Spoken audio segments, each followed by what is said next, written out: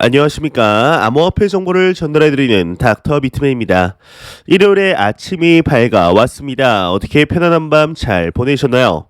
최근 높게 상승했던 시장의 모습을 뒤로하고 그때와 비교했을 때 소폭 하락을 하는 시장의 상황 속에 투자자분들의 안타까움의 목소리가 들리고 있습니다. 하지만 이러한 시장의 상황 속에서도 정말 많은 소식들이 나오고 있는데요. 오늘 하루도 세상에서 가장 행복한 하루 되시길 바라면서 일요일의 아침은 과연 어떠한 소식들이 반겨주게 될지 한번 보도록 하겠습니다. 구독과 좋아요, 알림 설정 부탁드립니다. 현재 암호화폐 시장이 소폭 하락을 하고 있는 상황 속에서도 긍정적인 소식들은 지속적으로 나오고 있습니다. 여러분들은 비트코인의 가격을 기준으로 10만 달러라는 이정표에 도달하기까지 얼마나 걸릴 것이라고 생각을 하시나요? 이에 대해서 글로벌 헤지펀드이죠. 스카이브리지 캐피탈의 CEO 앤서니 스카라무치가 자신의 견해를 내비추었는데 2년 내에 도달할 것을 확신한다고 합니다. 정확히 어떠한 이야기를 했을지 같이 한번 보도록 하겠습니다. 스카이브리지 캐피탈 CEO 2년 내 비트코인 10만 달러 도달 확신한다 헤드라인이 멋지게 장식이 되어 있습니다. 스카이브리지 캐피탈의 CEO 앤서니 스카라무치의 경우는 최근 매그니파이 미디어와의 인터뷰에서 비트코인이 올해 10만 달러에 이를 수 있으며 2년 내 10만 달러 도달을 매우 확신한다라고 말했다고 합니다. 비트코인을 아직 보유하지 않는 투자자들에게는 일부 매수해야 한다면서 적립식 투자를 권했다고 하는데요. 규제 관련 미국이 금융 서비스 분야에서 리더십을 다른 나라에 넘기고 싶어하지 않을 것이라며 암호화폐에 대한 지나친 규제는 자본 도피로 이어질 수 있으므로 당국은 결국 적정 수준에서 규제할 것이라 내다봤다고 합니다. 앞서 작년 10월 그는 10억 달러 상당의 비트코인을 보유하고 있다고 밝혔으며 올 1월 비트코인이 4에서 5년 내에 50만 달러에 도달할 수 있다고 전망한 바 있다고 하네요. 현재 비트코인의 가격을 보게 되면 이 10만 달러라는 금액이 한참 멀어 보이는 것이 사실입니다. 정말 10만 달러에 도달할 수 있을까라는 생각이 드는 것은 사실이나 몇 년 전만 돌이켜 보았을 때 지금의 비트코인의 가격은커녕 1비트코인당 2만 달러에 도달하는 것 또한 무리라는 생각을 대부분 했던 시간들이 있어 왔습니다. 지금으로부터 2년 뒤 과연 비트코인이 10만 달러에 도달을 하게 될까요? 이와 더불어 대한민국의 대표 거래소이죠. 코빗 거래소에서 새로운 소식이 나왔습니다. 코빗의 리서치 센터에서 하나의 보고서를 공개했다고 하는데 기관 투자자들이 저점 매수를 하는 중이라는 보고서가 나왔다고 합니다. 정확히 이게 어떠한 내용인지 같이 한번 보도록 하겠습니다. 코빗 기관 비트코인 저점 매수 중이다. 알트코인은 아직이다. 헤드라인이 장식이 되어 있습니다. 국내 암호화폐 거래소 코빗의 리서치 센터가 공개한 보고서를 통해 기관 투자자들은 비트코인을 사들이고 있다. 블록체인과 암호화폐에 투자하는 크립토 펀드의 운용 자산 규모는 지난해 말 역대 최고치를 경신했다. 비트코인의 가격의 급등락에도 장기적 성격의 투자금이 꾸준히 유입되고 있다고 분석을 했다고 합니다. 이 보고서의 경우는 비트코인 래퍼 자금은 1월 3.25억 달러가 순 유출되었지만 2월 3.06만 달러가 유입이 되었다. 비트코인 가격이 4만 달러 아래로 떨어진 1월 넷째 주부터 매수세가 붙었다. 반면 이더리움, 솔라나 등 알트코인 시장에는 유의미한 자금 유입이 없었다. 크립토 펀드의 운용 자산은 지난해 분기 625억 달러로 역대 최고치를 기록했으며 같은 기간 코인베이스 내 기관의 거래량도 3,710억 달러로 전분기 대비 59% 증가했다. 비트코인 래퍼나 CME 선물 지표와 달리 크립토 펀드는 장기적 성격의 투자금이다. 데이터를 종합했을 때 기관 투자자들은 지난 1월 말부터 비트코인 매도를 중단하고 저점 매수를 시작한 것으로 분석된다. 이렇게 설명을 했다고 합니다. 현재 기관 투자자들이 저점 매수 중이라는 시그널들과 매수뿐만이 아니라 직접적인 사업 진출을 하고 있다는 내용들이 지속적으로 나오고 있습니다. 얼마 전 한 데이터의 경우 또한 이제 펀드와 ETF를 통한 비트코인의 보유량이 사상 최대치를 기록했다는 소식이 나옴으로써 비트코인을 향한 기관 투자자들 그리고 고액 자산가들의 수요를 확인할 수가 있었는데요.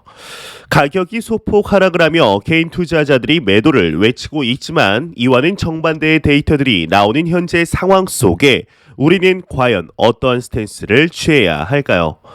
이러한 소식과 더불어서 현재 글로벌적으로 암호화폐 시장이 제도권 안으로 들어가려는 상황 속에 전통 금융권의 최강자라고 불리우는 은행과 암호화폐 시장 간의 벽을 허무는 작업들이 지속이 되고 있습니다. 이에 금융의 중심이죠. 특히 미국에서 법안의 속도가 올라가는 것이 눈에 띄게 보이고 있는데 오늘은 미국의 한 주에서 은행에 관한 소식이 나왔습니다. 과연 어떤 주에서 어떠한 법안이 나온 것일지 같이 한번 보도록 하겠습니다. 미 버지니아주 은행의 암호화폐 커스터디 제공 허용 법안이 통과되었다 헤드라인이 멋지게 장식이 되어 있습니다. 미국 버지니아 주가 은행의 암호화폐 커스터디 서비스 제공을 허용하는 법안을 통과시켰다고 코인게이프가 전했다고 합니다. 은행인 리스크 관리를 위해 프로토콜을 확보 시에 기관 투자자 대상 암호화폐 커스터디 서비스를 제공할 수 있도록 하는 게 골자라고 하는데요. 해당 법안은 하원을 거친 뒤 이번 주 상원에서 만장일치로 통과가 되었다고 합니다. 글렌 영킨 버지니아 주지사가 서명을 하게 되면 발효된다고 하는데요. 앞서 작년 6월 텍사스도 이제 주등록 은행들의 암호화폐 커스터디 제공을 허용한 바 있다고 하네요. 현재 글로벌적으로 암호화폐와 은행 간에 보이지 않는 벽을 허무는 작업들이 지속이 되고 있습니다. 미국의 5대 리테일 뱅크라고 불리우는 US 뱅크의 경우는 지난 10월 암호화폐 커스터디 사업에 뛰어든다는 발표를 한 후에 상당한 화제가 되었으며 미국에서 가장 오래된 은행인 뉴욕 멜론 은행 또한 이번 연도 말 암호화폐 커스터디 플랫폼을 출시할 예정이라는 공개적인 발표를 하며 세간의 관심을 모았었는데요. 또한 뉴욕 멜론 은행에서 커스터디 소식이 발표된 이후 미국에서 두 번째로 오래된 은행이죠. 스테이트 스트리트 은행 또한 커스터디 서비스를 준비 중이라 밝히며 은행권들의 치열한 경쟁이 예상이 되고 있습니다. 이러한 서비스를 너도나도 준비하는 것은 왜일까요? 은행권들이 뭐가 아쉬워서 암호화폐 수탁 서비스에 힘을 쏟는 것일까요? 이는 간단합니다. 사람들의 수요가 증가를 하며 고객들의 수요가 증가하고 있기 때문이죠. 얼마 전 이제 월가의 유명 투자은행이죠. JP 모건에게서 이례적인 발언이 나오게 됩니다. 바로 세계적으로 일관된 암호화폐 규제 프레임워크가 시급하다라는 언급을 하게 되는데요. 이 JP 모건의 경우는 여러분들도 잘 아시겠지만 그간 암호화폐 시장에 보여주었던 기조를 보게 되면 비트코인을 향해 바보들의 금이라고 말하는 등 본인들이 비트코인 펀드를 출시하였지만 그리 긍정적인 기조를 보여주지는 않았었습니다. 하지만 얼마 전 프레임워크를 만들어야 한다는 발언을 한 데에는 본인들의 거대 클라이언트들의 수요가 있다는 발언을 덧붙이는데요. 이 자본주의의 가장 기본단이라고 불리우는 화폐, 금융의 변화는 이미 시작이 되고 있습니다. 이러한 흐름들은 이제 미국뿐만이 아니라 우리나라 대한민국에서 또한 빠르게 영향을 미치고 있는데 이미 우리나라의 1금융권이라고 불리우는 농협, 신한, 우리, 국민은행의 경우는 커스터디 사업에 이미 뛰어들고 있는 중이죠. 또한 카카오뱅크의 경우에도 거래소의 가상자산 실명 계좌를 트기 위해 물밑 작업 중에 있으며 대한민국의 대표 대기업이라고 불리우는 LG전자 또한 암호화폐 매매 및 중개업 사업 목표에 이제 포함을 시키면서 이 시장으로 진출하기 위한 시그널들이 포착이 되고 있습니다.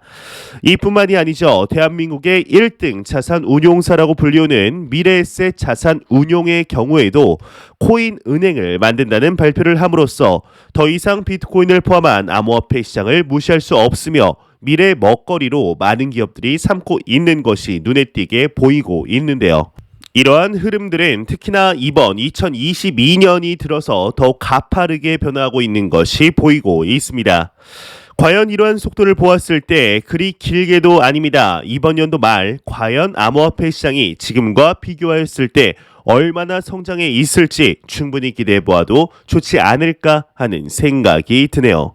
이러한 소식과 더불어서 현재 러시아와 우크라이나 간의 전쟁 상황이 지속이 되면서 러시아의 암호화폐 제재를 두고 의견이 양분이 되고 있습니다. 지난 2월 말 우크라이나의 부총리이자 미하일로 페도로프의 경우는 주요 암호화폐 거래소에 러시아 고객들에 대한 서비스 중지 요청을 하였었습니다. 하지만 글로벌 1위의 암호화폐 거래소이자 바이낸스를 비롯한 크라켄 거래소, 코인베이스 등 주요 거래소들의 경우는 암호화폐 정신에 맞지 않는다며 협조 요청을 거부한 적이 있었는데요. 이에 미국의 행정부 또한 이제 암호화폐 거래소들에게 러시아를 제재하는 데 협조를 부탁한다는 입장을 밝혔지만 크게 효과가 없는 듯 보였습니다. 이에 오늘 바이낸스를 비롯한 여러 거래소들과 다른 국가들에서 서서히 협조에 요청하는 모습들을 보이고 있는데요. 일단 첫 번째로 앞서 말씀드린 바이낸스의 CEO에게서 소식이 나왔습니다. 제재 규정에 따르겠지만 모든 러시아인 차단은 하지 않겠다고 하는데 정확히 어떠한 내용인지 같이 보도록 하겠습니다. 바이낸스 CEO 러시아 제재 규정 따르지만 모든 러시아인 차단은 안 된다 헤드라인이 장식이 되어 있습니다. 자오장펑 바이낸스 CEO의 경우는 바이낸스 공식 블로그를 통해 바이낸스는 국제사회의 러시아 제재 규정을 도입, 은행과 동일한 수준의 제재에 동참하고 있다.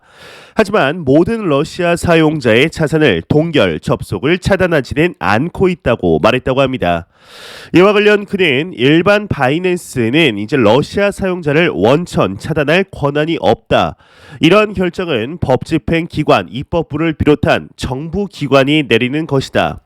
기업이 일방적으로 사용자의 자산을 동결하는 것은 옳지 않다. 물론 정부가 기존 사용자를 포함한 새로운 제재를 적용한다면 우리도 이에 따를 것이다.